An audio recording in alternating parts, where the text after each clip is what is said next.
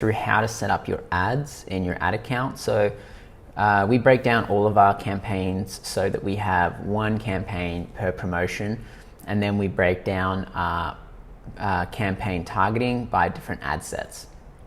Now this one's going to focus on the ad, and I'm going to just take you through a few options here. So when we create the ad, there's a few things that you want to take into account when you're doing this. One, look at all of the different placements. So take a look at all of them to make sure that it looks good across everything. If it doesn't look good across something, it's good to exclude it. So this, for example, is not a good placement for the story ad, so we'll probably exclude that. You can see the news feed and everything is fine. Now, when you're creating your ads, you want to make sure that you have the image and video. So image and video is the default one and the easiest one to set up because you just need an image and a video, and it's pretty straightforward, and this will work in most placements. Ideally, you should be using a square image. So you can see we've got a few other ones here that are different sizes. So this is a square one. And we also have sometimes some story ones, which a story one is 4:5 ratio. So it's much more portrait like this one here. And so coming back to editing and building these ads, so what we do is we usually create images and videos for all placements, usually landscape, square, and portrait. The other option is you can use carousels and collections. For the prospecting campaigns, we usually stick mostly with image and video. Carousel is when we want to show a little bit more information, so we show products in carousels and things like that, so that people can continue to scroll through and look at the products in the actual Facebook experience or Instagram experience. They don't have to go to the website, and directs people to the correct landing page. If you have different categories, or if you have different areas of your business that are definitely segmented by landing pages, you can also use carousels for that.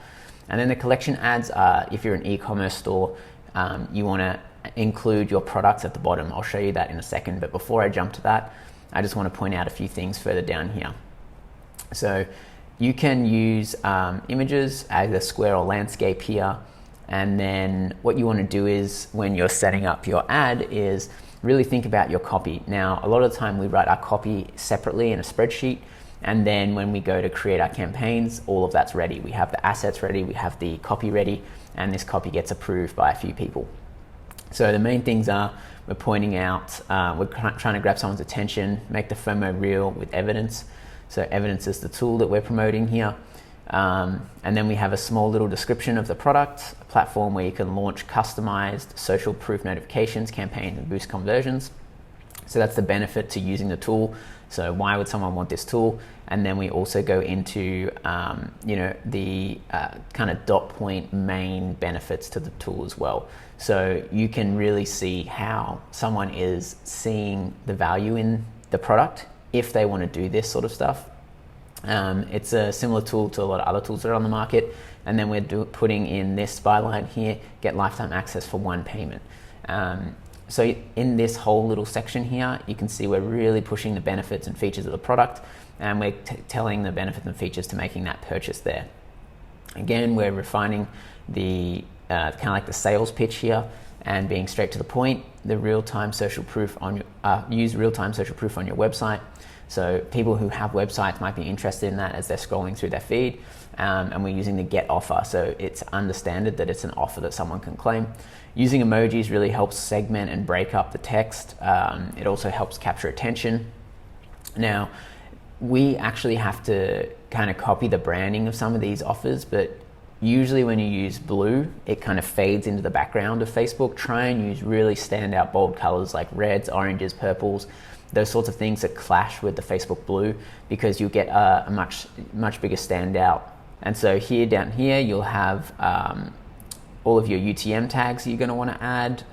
We actually use the builder, and so you just put them in here. So that's an easy way to build your UTMs. Make sure you've got your Facebook pixel set up, and then you're ready to go. Let's just take a quick look at the carousel. So carousel ads, you just want to add in an image.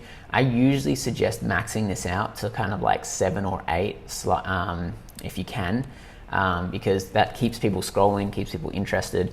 And then these are all optional. So you can just leave the image, but usually I like to add in the title here of the product. So you would put like product name, and then you might put in the price here. And you'll see how that kind of like shows at the bottom there. And it gives a little bit more interest into what the product is. So that's how you kind of do carousels, and you just go through and make all of those.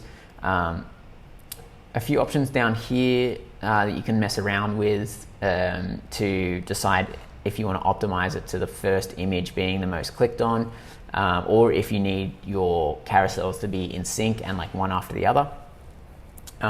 And then the last section here, all that stuff will be the same. The last ad type here we're going to go over is the collection. So the collection is a little bit more in depth when you go to set it up. But what you'll do is you'll use a template. I highly suggest just using the basic one that Facebook gives you. And you need to make sure that you pull in your feed. So we could do AppSumo in stock. And so what you want to do here is you want to use your dynamic product feed. So this is pulling information straight from your website, and it's usually going to be the product image, price, and title description. While that loads, we'll just go over a few of the other features in here. So you can choose to actually add your own image or video.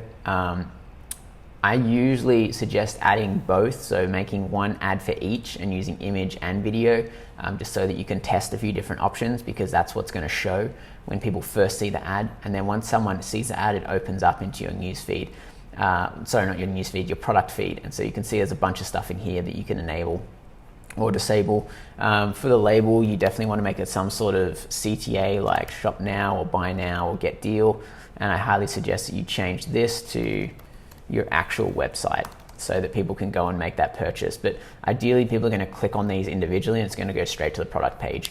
So I really like using collection and carousels for remarketing, and really like using image and video for prospecting. So ideally in prospecting, you also want to be sticking to like the main feeds as your ad placement. We see that those tend to do the best.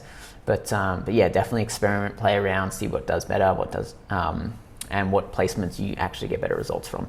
So hopefully this video helps with your creative setup for your ads, and you can get a bit of an idea of when to use what ad type and how to set that up.